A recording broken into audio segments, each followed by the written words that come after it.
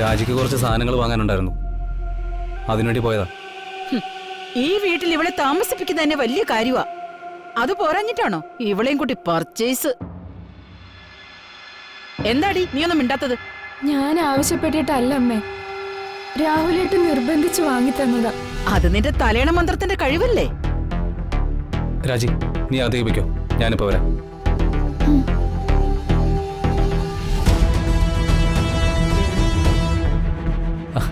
അമ്മയ്ക്കിതെന്താ? എന്തിനാ ഇങ്ങനെ വെറുതെ പ്രശ്നം ഉണ്ടാക്കുന്നേ? ഞാനാണോ പ്രശ്നം ഉണ്ടാക്കുന്നേ?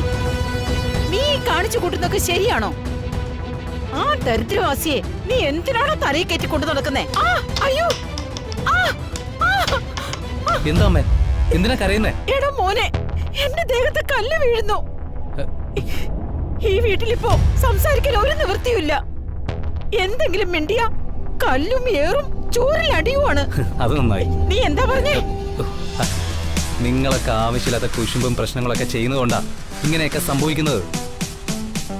മനസ്സ് നന്നാക്കിയാ മതി, ഒരു പ്രശ്നവും ഉണ്ടാവില്ല.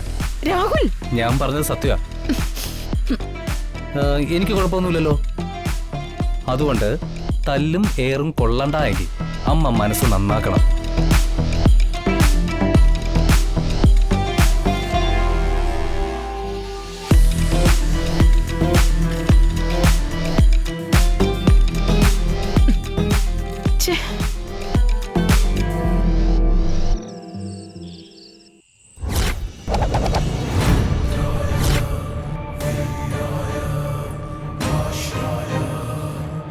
ശ്രേയ പറഞ്ഞത് കേട്ടിട്ട് നിങ്ങളുടെ വീട്ടിൽ കുട്ടിച്ചാത്തന്റെ സാന്നിധ്യം ഉള്ളതായിട്ടാണ് തോന്നുന്നത്.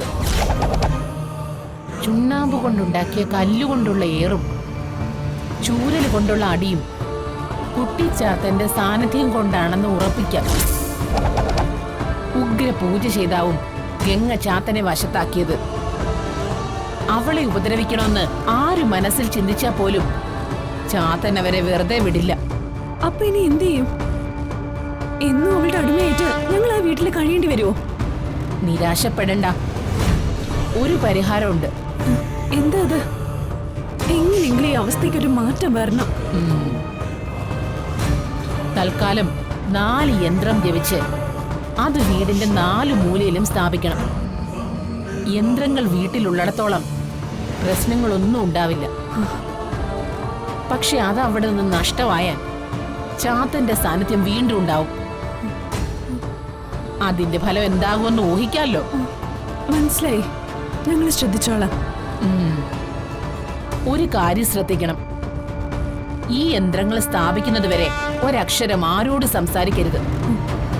ശരി, ശ്രദ്ധിച്ചോളാം.